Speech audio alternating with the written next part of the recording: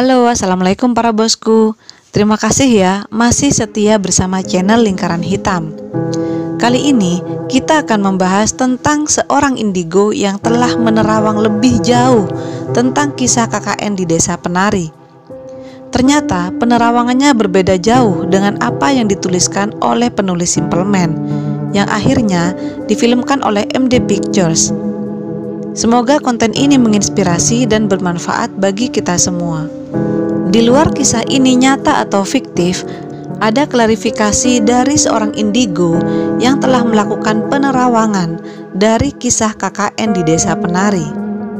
Menurut penerawangannya, bahwa kakak Ayu yang bernama Ilham sebenarnya punya niat ingin membantu Pak Prabu, yang dulunya merupakan sahabat ayahnya, keluar dari kutukan gaib di desa tersebut. Syaratnya harus ada gadis yang bisa dijadikan tumbal. Pada cerita versi Nur di awal dikisahkan, Ayu menyuruh Nur untuk mengajak Widya ikut serta dalam kegiatan KKN. Saat observasi, sebenarnya Nur tidak setuju dengan Ayu desa itu dijadikan tempat KKN, karena di samping daerah itu sangat terisolasi.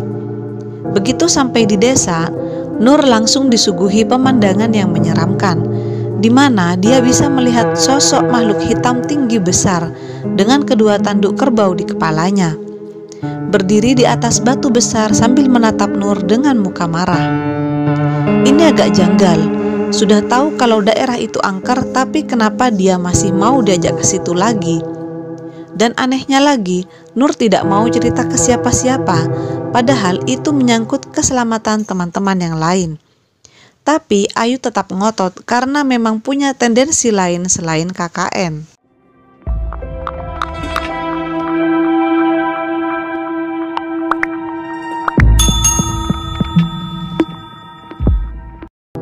Dalam penerawangannya, atas instruksi kakaknya, Ayu disuruh menjadikan Widya sebagai tumbal demi mengeluarkan kutukan Pak Prabu dan semua warga di situ. Anak-anak muda di desa itu tidak ada satupun yang masih menetap, sengaja oleh orang tuanya setelah dewasa disuruh keluar dari desa agar tidak dijadikan tumbal. Kutukan itu merupakan perjanjian leluhur desa dengan para dedemit di hutan sekitar desa, karena ini tradisi bahwa setiap periode tertentu harus disediakan gadis perawan untuk dijadikan penari demi menghibur para lelembut yang tinggal di hutan. Kalau dilanggar, maka desa itu akan terkena bencana besar atau bala, dan setiap tumbal yang disediakan oleh Pak Prabu berakhir dengan kematian.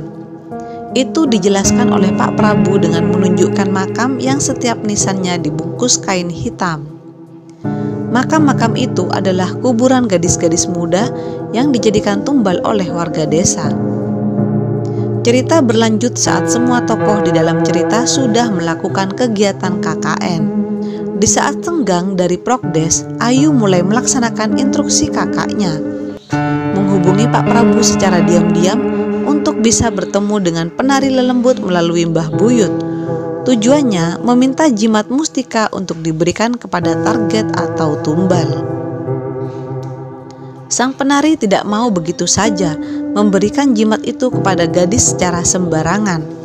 Itulah kenapa Widya sering mendapat teror dari si penari, karena penari itu seolah-olah sedang melakukan observasi juga apakah gadis itu layak atau tidak dijadikan tumbal. Singkat cerita, jimat tumbal itu akhirnya diberikan kepada Ayu dengan perantara Pak Prabu. Mustika yang ternyata berupa selendang itu harus ada di tangan Widya sebagai target incaran. Di tengah cerita berkata lain, masih menurut penerawangan sang indigo, Ayu ternyata menyukai Bima. Sejak awal Ayu membuat Prokdes sengaja dijadikan satu kelompok dengan Bima.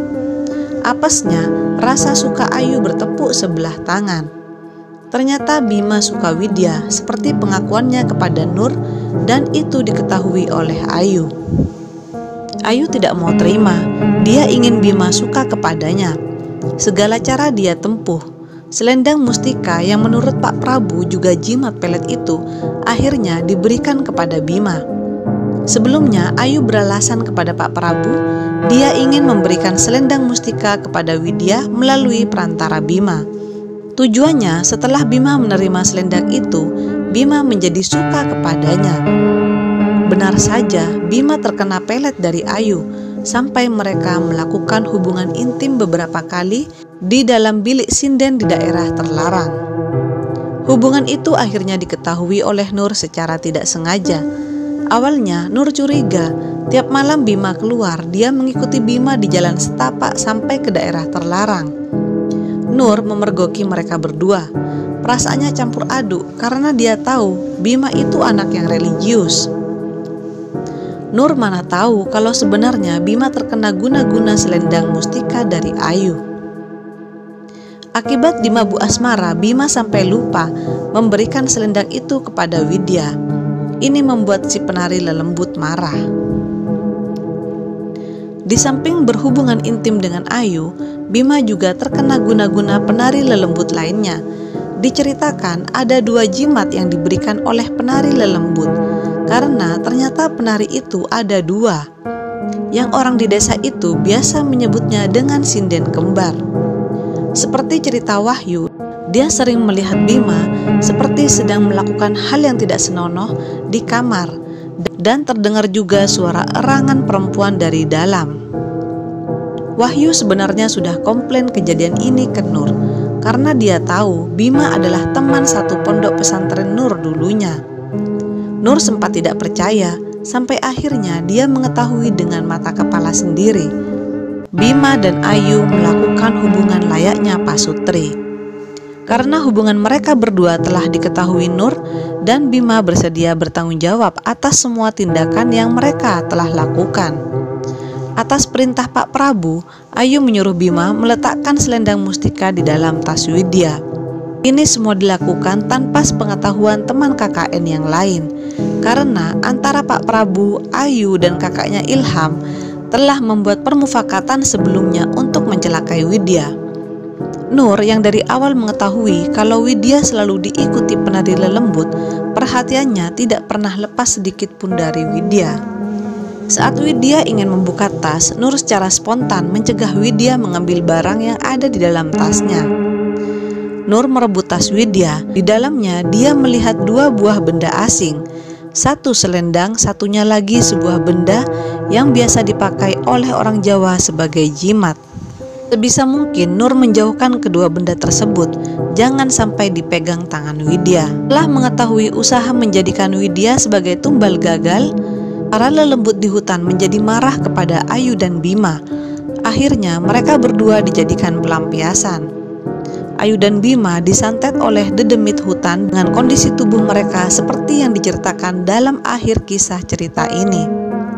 Kisah selanjutnya cerita tentang hubungan Ayu dan Bima serta kondisi keduanya sudah sampai ke kampus dan keluarga mereka. Program KKN dinyatakan gagal. Paginya pihak kampus dan keluarga berdatangan. Melihat kondisi Ayu, Ilham sang kakak marah besar dan ingin menuntut semua warga desa, terutama Pak Prabu, atas kejadian yang menimpa adiknya. Setelah melalui musyawarah dan kompromi yang alot, akhirnya Ilham membatalkan niatnya. Keselamatan adiknya dijadikan prioritas utama. Setelah dibawa pulang oleh keluarganya, kondisi mereka berdua tetap tidak juga membaik.